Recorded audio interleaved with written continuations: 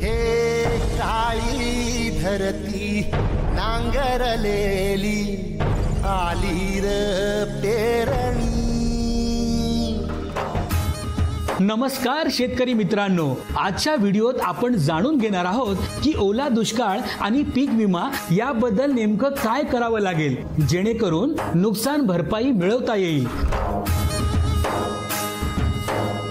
जर तुमच्या भागात 65 मिलीमीटर पेक्षा जास्त किंवा 100 मिलीमीटर पेक्षा अधिक पाऊस पडला असेल तर तुम्ही ओला दुष्काळ जाहीर करण्याची मागणी करू शकता. आणि हो, यामुळे तुम्हाला सरकारी मदत मिळू शकते.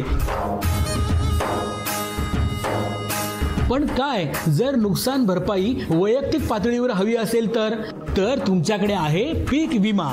पाऊस पडल्यावर 72 तासांच्या आत तक्रार करा आणि 10 दिवसात पंचनामा करून नुकसान भरपाई मिळवा. तक्रार करताना सगळ्या सह्या आणि तपशील नीट भरून घ्या.